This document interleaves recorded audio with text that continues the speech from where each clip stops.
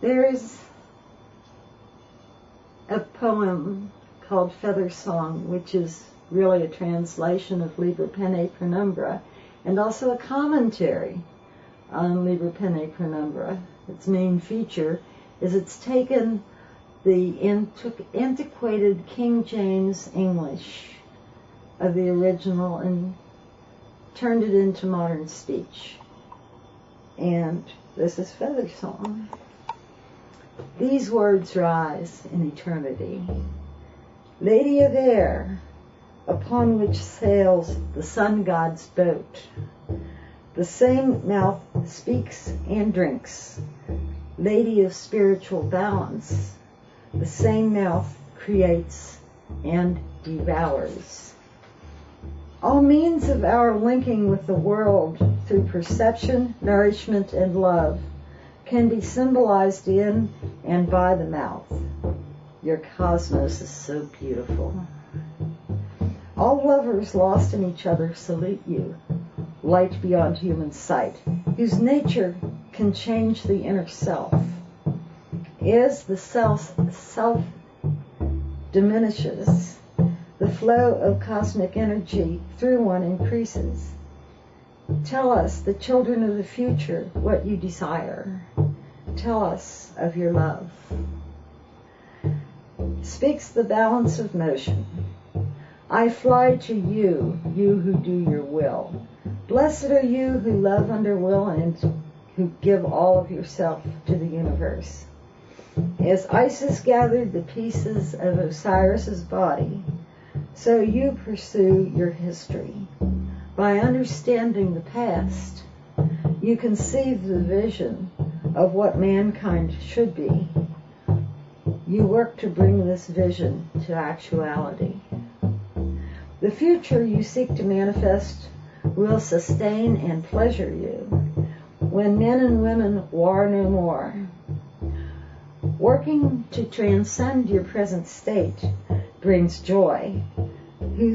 Those working together to transcend will be more successful than many working individually. The institutions of control belong to the past. The 20th century saw the rise of individual freedom and responsibility. The future belongs to the innocent and the open-minded, to those who live gladly in the flow of things. The scribe, as self-appointed critic and representative for humanity, speaks. What are these words? An aeon is supposed to last 2,000 years. The era of spiritual and political submission just ended in this century with its birth of the spirit of individual sovereignty. This spirit has just begun its work. The lady is amused, but kind. And the spirit of the new age, like a hunting hawk, still flies in the sun, enlightening and encouraging those who watch and love him. But how does this hawk fly? By the air, and I am lady of the air, and by the feathers of his wings, and the feather is my special symbol. Time is stable as it ever was, and history within it, implacable as Saturn, are set. The Lord of time and necessity.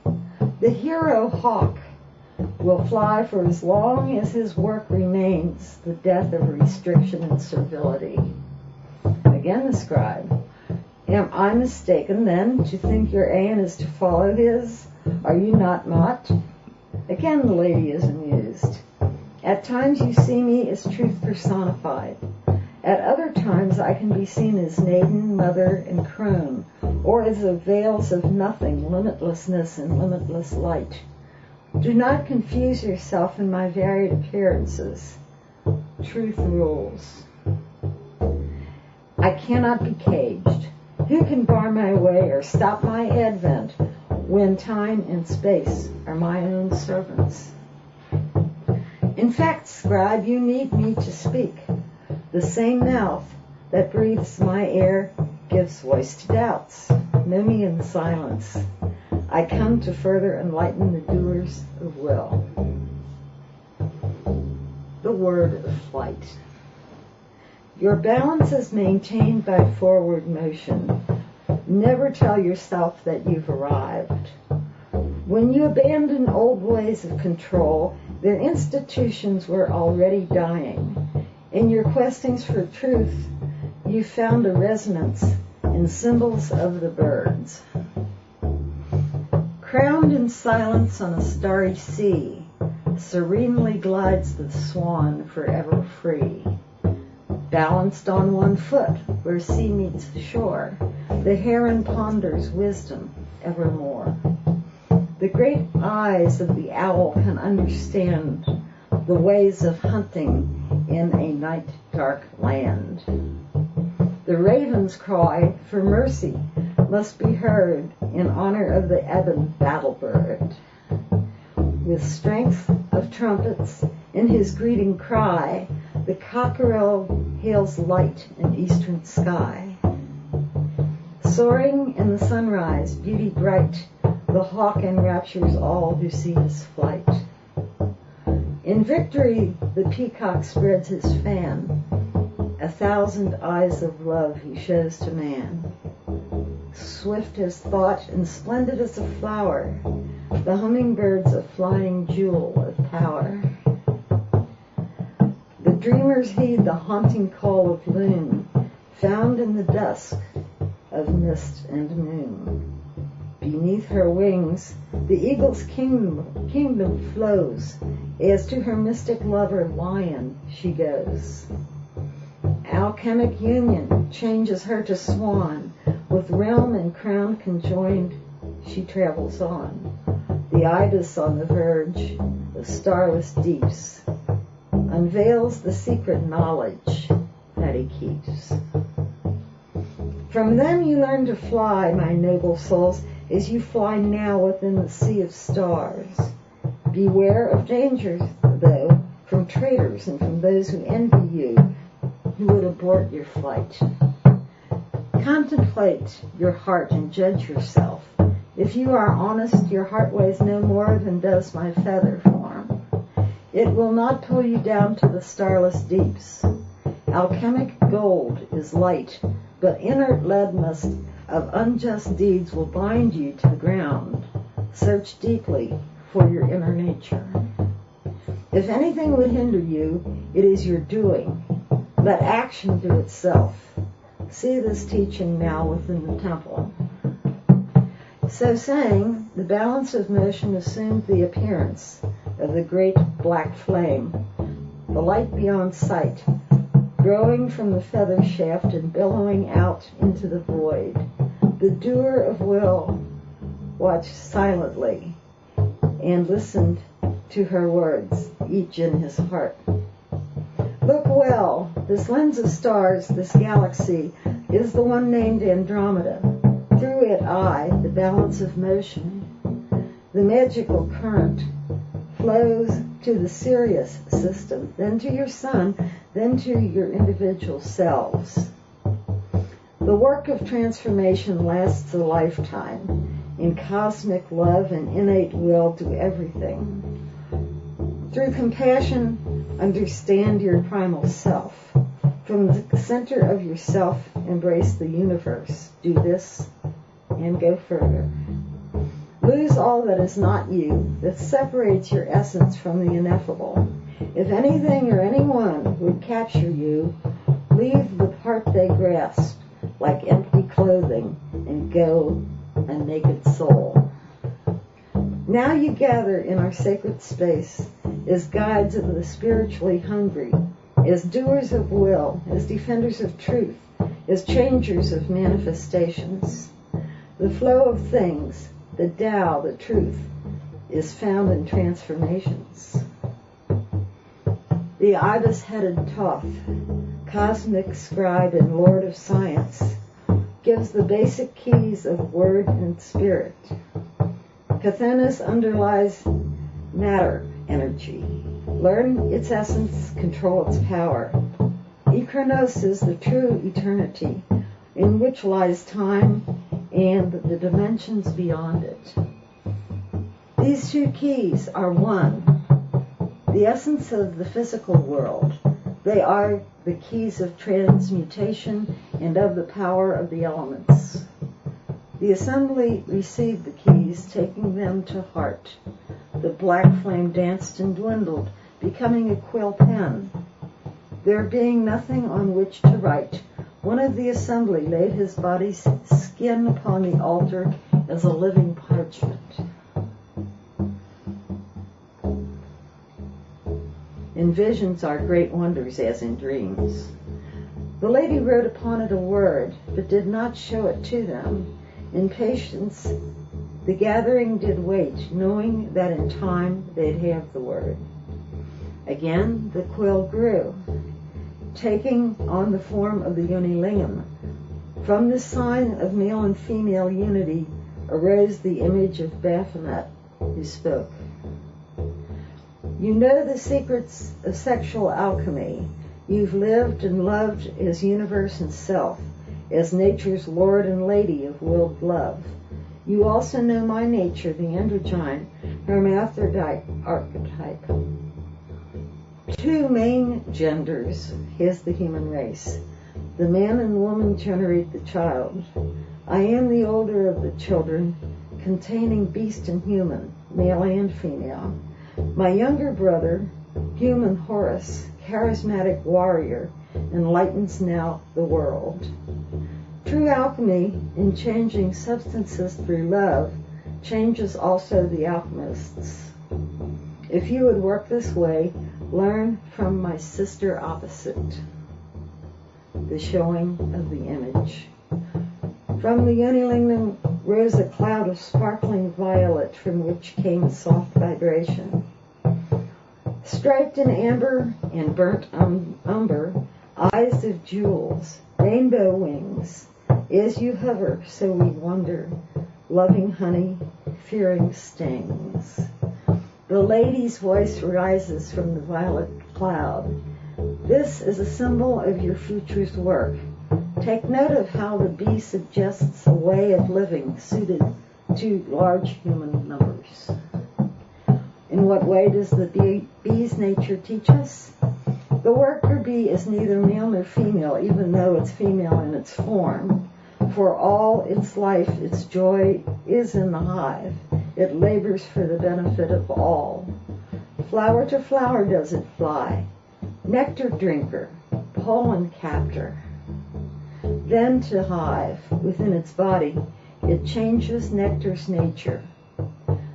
The nectar is now honey, circulating to and from each mouth. In the taste of message molecules, each bee knows the state and health of all. By the same mouth that gathered up the nectar is the honey spent. In process and in circulation, then, does food become an information chain. The hive's alive, a being in itself, immortal as a bee sees it, and home. Queen and larva, nurse and guard, honey bringer, builder of the comb, old one fanning wings in the doorway, wait the fatal bridal flight of drone. The will of the hive is the will of the bee fulfilled. The task of each age is where the bee finds joy. The image fades. The black flame feather dances, growing wings, becoming the dark vulture. But beware. You who do your will, a man is not a bee. Humans can profit from nature's examples, but never take a metaphor too far. Watch me for another image. A vision rose. The tower of silence where Parsis lay their dead. The fire in the earth, too sacred for a corpse, bade them offer such to air and bird. The vulture lit upon the tower and ate the flesh from corpses to the bone. The wind howled desolate, fluttering the corpse cloth about the ivory bones. Into the eyes of each of the assembly, the blood-stained vulture stared. They each returned her gaze in peaceful silence. None of them feared death. Each had embraced it. The vulture spread her wings, took to the wind, and soared up from the tower. The giving of the word. Time began again as the veil parted. Infinity became a woman's form. More beautiful she was than mortal woman. Her light of amethyst and pearl shone warm. Her gown was made of fine Egyptian linen. About her waist were wings of silver gold. Her headdress, midnight blue, with stars of diamond, a circlet in her single plume did hold. In one hand was the ankh, the crux ansata, the sandal strap of gods who live to go. The other hand held a wand of woven serpents, the healing rod of Thoth from long ago. She moved among the gathered seekers, embraced and kissed each one. She sat with them and spoke as though with equals. Listen to me, mages. Hear me, sages. Nothing will be hidden from your sight. All patterns of rites and words of power will be yours. Heed the counsel of your elders on the path. You've done well in your learning. You understand the tree of life and its Kabbalah. You comprehend the Tetragrammaton. You know willed love and how to use its power. You have become the secret self, and Cosmos, and Horus, warrior of will. As Harpocrat, you kept yourself in silence. You've loved Pan and you've been Pan. You've loved and been Lady Babylon. You've raised and used the darker power of Set, Shaitan, Saturn, Shiva to link with Horus in the work of will. You seeing yourself as separate from the cosmos, so in your union with it, you find joy. Experiments in mind and body point the way for creativity. There's more to learn, my noble souls, even as you know, and will, and dare, and keep in silence. In death is life, as nature's cycles show us. Deliberated death of self's illusion takes you out of time. Continue this. The self of ego, this illusion of identity, which must die each time it forms. Be vigilant, since this illusion generates itself. Keep a constant watch. The abyss is crossed by minutes every day. If you would dance the mask, then mask the dance. Your art must excel in making selves to fit your audience, be it human, other, or you yourself. Your natural self's unreal. The masks are even less. Maintain a dancing balance in their making, lest they convince you they contain your essence. A tool devised by will makes a bad master. In alchemy, the partners are equal, the lunar eagle and the solar lion. By the same mouth roaring on the mountain is this equity acknowledged. When you choose, invoke the bee to join its golden sacrament of hive, to lion's red of male and eagle's white of female. Nectar is the seed, the temple hive is the womb, the nectar is the lion's, and the eagle acts as bees. Within her heart and self, this gathered nectar fountains up in pools, when lion rises, summoning new bliss. And from the third and inmost temple chamber flows the charged nectar, golden mead, to join the eagle's tear and lion's blood. Dissolve in the selflessness of psychic death, and then reform as will and work requires, in rebirth more than resurrection. This is the sacrament by which the cosmos dissolves and reforms by will. And know, upon the plane of earth, that 3 or more is 0, as well as other truths. The assembled ones then stirred, and from their ranks a nameless one stepped forward. We know you, lady, unspoken though your name has been thus far. But say now, what was written on the man's skin? What is this word you give? She smiled and drew from her robe a parchment scroll shaped as a star, for every man and every woman is a star. Unrolling it, she turned it round about so all might see. Ipsos. What is the word, O lady? How may it be used? In silent wisdom, noble soul, let the deed shine forth and let the word be hidden. The deed is lamp enough to veil the face. It's the word of the 23rd path that leads beyond the tree.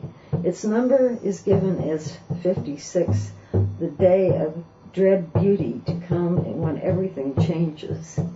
It is the unspoken abode where I whisper its dance of the mask. Tahuti keeps watch with his ape, recording without opinion. I am the vulture also, sharing the prey of the hawk. It is the chalice of air and wand of water, the sword of earth and pentacle of fire. In it are contradictions reconciled. It is the hourglass and the tail-biting serpent, Ouroboros, mighty in time and in eternity. It's the Ganges becoming ocean, the way of the eternal child, which is the Tao of Lao Tse. It names my source and yours. It is the origin of the sending, which flows through Andromeda and Sirius. What race of gods speak to mankind, my willed ones? The word of them is both the name and fact. It is for your mantra and incantation. To speak it is to bring certain change. Take care in using it. It is, if its truth be widely known at this time, it could drive the sleepers to madness and despair. Only the awakened can understand it fully and use it wisely. This is all I speak for now. The book of the pre-shadowing of the feather is complete. Do what thou wilt shall be the whole of the law. Love is the law, love under will. Given through all. Written by Nema. Sun in Capricorn, 1974 Common Era. Cincinnati, Ohio, USA.